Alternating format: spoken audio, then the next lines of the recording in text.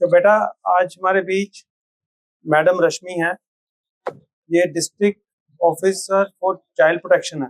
जो बच्चे जैसे जबरदस्ती किसी से बाल मजदूरी करवाते हैं, उन बच्चों को बाल मजदूरी से बचाना, या चाइल्ड मैरिज, बचपन में शादियां कर लेते हैं जो वैसे काफी कॉमन है, ठीक है, उनको चाइल्ड मैरिज से रोकना, या और भी किसी तरीके का बच्चों के प्रति अपराध हो किसी भी तरीके का, उसको रोकना, उसके लिए पूरे डिस्ट्रिक्ट लुधियाना के ये इंचार्ज हैं। इनके साथ है लवप्रीत जी, वो भी चाइल्ड वेलफेयर कमेटी के साथ जुड़े हुए हैं। इनका भी ये सिमिलर काम ही है। मैडम रश्मि जी से मेरी मुलाकात बहुत पहले हुई थी, आज से कोई 10-12 साल पहले। मेरे एक कजन आईएएस हैं, वो एडिशनल कमिश्नर लुधियाना के थे, तो उन्हीं के ऑफिस में मुलाकात हुई थी, तब से हमारा संपर्क जारी है। एक mister Romana ji, retired superintendent of police, वो चेयरमैन है चाइल्ड वेलफेयर कमेटी के, वो भी हमारे पास स्कूल में आए हुए हैं कई बार। उन्होंने बच्चों के एजुकेशन के बारे में जाना हुआ है। तो इनसे बाय चांस मेरी मुलाकात हुई, बात हुई फोन पे थोड़े दिन पहले, तो मैंने इनको निमंत्रण दिया कि आप आओ, आपको दिखाते हैं कि बच्चे हमारे यहाँ पे क्या करते हैं, और स्पेशली जब ये इंटर्न्स भी हैं तो थोड़ा सा इंटरेक्शन उनके साथ भी हो जाएगा। तो आज बहुत अच्छी खुशकिस्मती की बात है कि वो आज इनकी मीटिंग्स भी काफ़ी थी, पर फिर भी इन्होंने अपना वायदा पूरा किया। सुबह सुबह मीटिंग अटेंड करके फिर यहाँ पे आई हैं। तो इतने गर्मी के माहौल में, हम सब लोग भी गर्मी के माहौल में ही चल रहे हैं, तो उसका हिस्सा ये भी बन गए आज।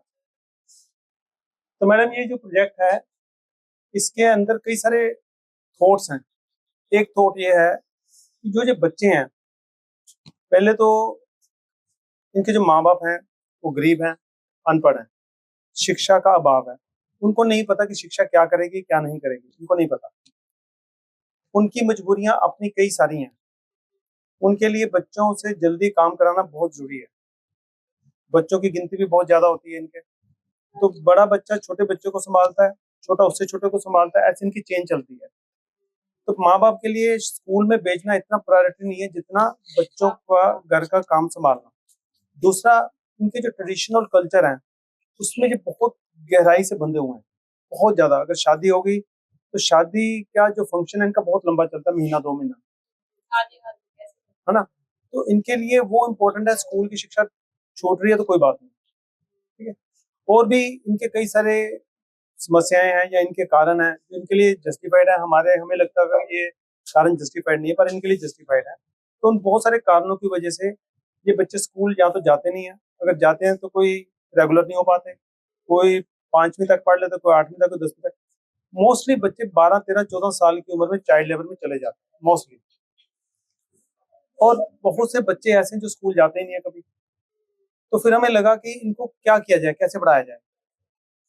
जब पढ़ाना शुरू किया तो मन में ये ख्याल था कि जब इन्होंने बहुत ऊंचे लेवल की पढ़ाई नहीं करनी, इन्होंने कॉलेज नहीं जाना, यूनिवर्सिटी नहीं जाना, जो सोशल साइंस के विषय हैं, sociology, economics, political science, public administration, law, constitution, democracy, public finance, ये सारे विषय तकरीबन तकरीबन कॉलेज लेवल पे इंट्रोड्यूस होते हैं proper.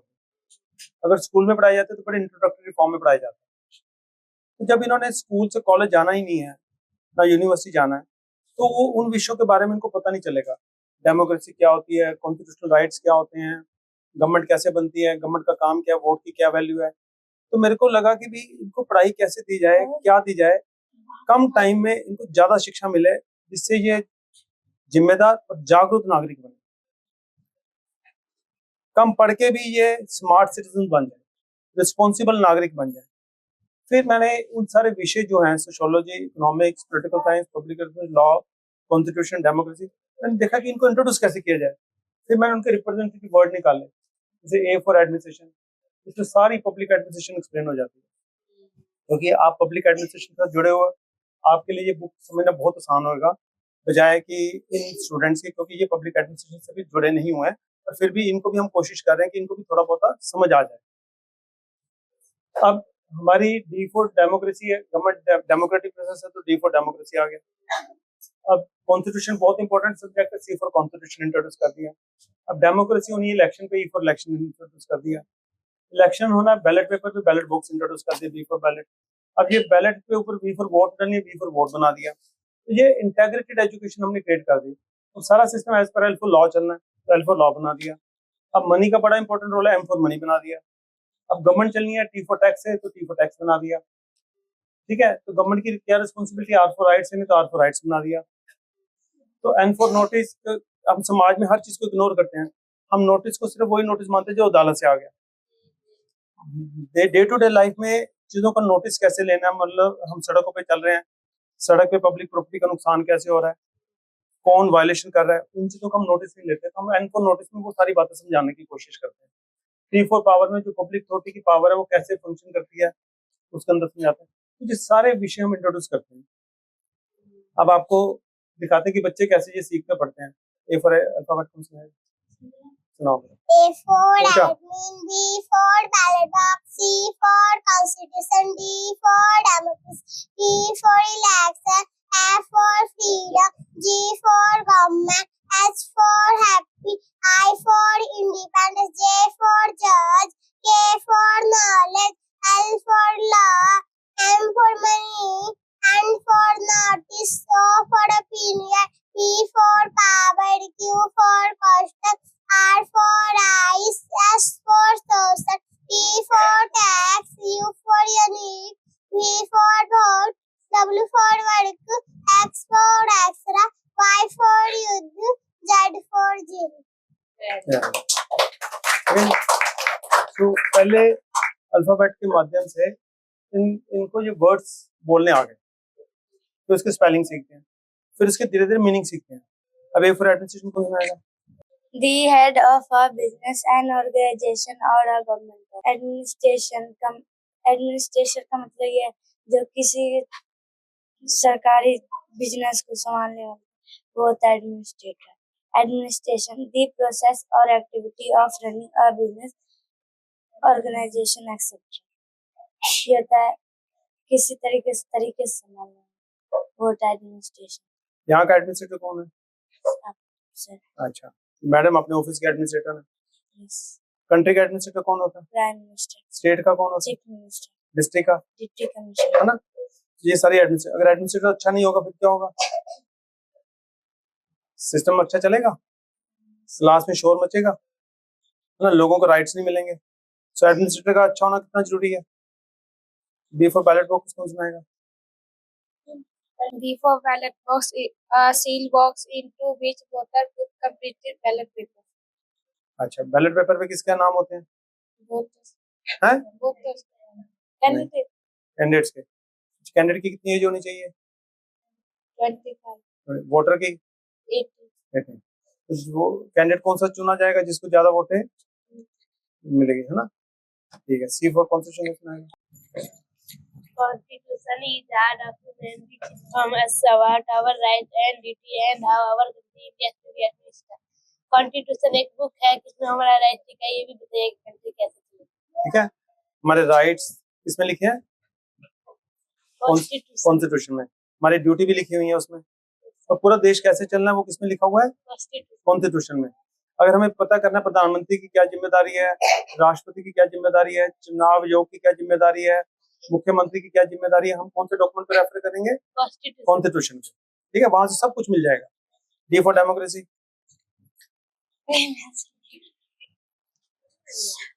D for democracy means there is if election in the election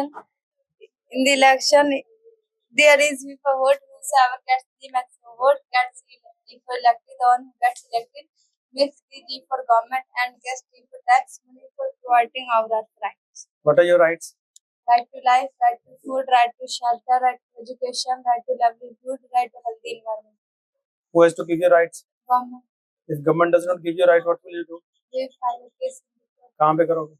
high court. हाँ, डिस्ट्रिक्ट कोर्ट में मेरे पास मत आना, हाई कोर्ट वाले के पास जाना। ठीक है, ओके। तो E for election. Election. An election is a process in which the citizens exercise their right to vote to choose a person or a group of persons for the formation of a government. अच्छा, अगर voter पैसे लेके vote डालेंगे फिर क्या बनेगा, होगा? अच्छा बंदा चुना जाएगा, गलत बंदा चुना जाएगा? अच्छा बंदा चुना जाएगा पैसे लेके? नहीं, गलत गलत बंदा चुना जाएगा। गलत बंदा क्या करेगा? गलत गलत काम करेंगे। गलत काम करेंगे। और गरीब को क्या रखेंगे? हैं? वो गरीब, गरीब। फिर मेरी गरीबी का फासला कब खत्म होगा? जब हमारे पास रेलिवेंट नॉलेज, रेलिवेंट नॉलेज होगी और अच्छा बंदा चुनेंगे। बिना अच्छा चुने बंदा कुछ नहीं होना। ठीक है। freedom, the power or right to act, speak, think or decide as we will. अच्छा, ये मैडम ना चाइल्ड प्रोटेक्शन ऑफिस से हैं। ये देखते हैं कि बच्चों के राइट्स की वायलेशन ना हो। अब अगर चाइल्ड लेबर में बच्चे को काम करना पड़ता है तो चाइल्ड का राइट वायलेट हो रहा है, उसको फ्रीडम इसका मतलब नहीं है। फ्रीडम के हिसाब से बच्चों से काम नहीं लेना चाहिए। कम से कम 14 साल के बच्चों के नीचे तो बिल्कुल काम करना अलाउड ही नहीं है, पर फिर भी बच्चे काम कर रहे हैं तो उनके पास फ्रीडम नहीं है। मजबूरी में काम कर रहे हैं, चाहे तो घर की मजबूरी कह लो, चाहे माँ बाप की शिक्षा की कमी कह लो, कुछ ना कुछ कमी है जिससे बहुत सारे बच्चे पूरे दुनिया में, पूरे भारत देश में जगह जगहों पे काम कर रहे हैं। तो उनका राइट वायलेट हो रहा है, उनको राइट टू फ्रीडम जो है वो एक्चुअल में नहीं मिल रही है, चाहे वो हालात की वजह से नहीं मिल रही है। उनके हालात ऐसे हैं, उनकी सोच भी ऐसी है। अगर शिक्षा मिल भी जाएगी पर उनके आर्थिक तंगी को कौन पूरा करेगा? पैसा तो चाहिए ना। तो घर चलाने की जो मजबूरियां हैं, सरकार को जो हमारे नुमाइंदे जिनको वोट डालते हैं ना, उनकी जिम्मेदारी आके देखना, आपको आपके हालातों को स्टडी करना और जाके कानून में बदलाव करना उनकी जिम्मेदारी है। कानून तो बना ही दिए जाते हैं, तो हकीकत में भी तो देखना पड़ेगा ना कि कानून के प्रैक्टिकल इम्प्लीकेशन है कि नहीं है, प्रैक्टिकल इम्प्लीमेंट हो भी सकता है कि नहीं हो सकता, आगे देखना पड़ेगा। चलो नेक्स्ट जी। Government a group of people with an authority to govern a country or a state. ठीक है, ग्रुप ऑफ पीपल जिनको अथॉरिटी मिल गई to govern the country. Authority कौन दे रहा है? हम लोग। कैसे देते हैं? वोट वोट के जरिए। सो गवर्नमेंट के पास अथॉरिटी किसकी है? हमारी। पैसा किसका है? हम सबका। तो गवर्नमेंट के पास अपना क्या है? गवर्नमेंट के पास अपना है कि समझदारी से उसको इस्तेमाल करना। अगर वो भी ना करे, हमारे राइट्स भी ना दें, तो गवर्नमेंट बनाने का क्या फायदा है ना। H for happy.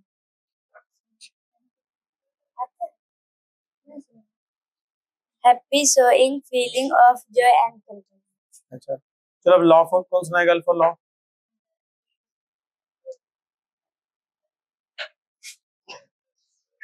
Law is a set of rules which can be enforced by the government. अच्छा, purpose of law. The purpose of law is to create a harmonious society where human beings can live in peace and happiness by observing their duties, the rights of others while enjoying their own rights. The violators of law are punished as per rules so that harmony and peace in the society is established. Examples of law. One must wear a helmet while driving a motorbike as per law. Demand for dowry in marriage is prohibited by law. No one can pollute water and air as per law. No one can destroy the public property as per law. Illegal digging of public road is a violation of law. Illegal blocking agitation of food is a violation of law. Playing loud music is a violation of law. Agitation of food is a violation of law. Public property कौन सुनाएगा? तुम सुनाओ। Public property is that property which is built by the government by using the tax money. It belongs to all its people. अच्छा, what is tax? Tax is that money which is paid to the government by the public. अच्छा, preamble भी सुनाओ। We, the people of India, having solemnly resolved to constitute India into a sovereign, socialist, secular, democratic, and republic, and to secure secure all its citizens justice, social, economic, and political liberty of thought, expression, belief, faith, and worship, equality of status and of opportunity, and to promote among them all fraternity, assuring the dignity of the individual and the unity and integrity of the nation. Right. ये इस तरह education मिलती है। और साढ़े इतने problem की ਹੁੰਦੀ है, ਬੱਚੇ आगे चले गए, फ्रैश ਬੱਚੇ आ गए, जिन्होंने ट्रेन किया वो चले गए। अगर रेगुलर बच्चे हों तो ਅਸੀਂ ਇਹਨਾਂ ਨੂੰ ਕਿਤੇ ਵੀ ਇਸ ਲੈਵਲ ਤੇ ਲੈ ਜਾਂਦੇ ਹਾਂ।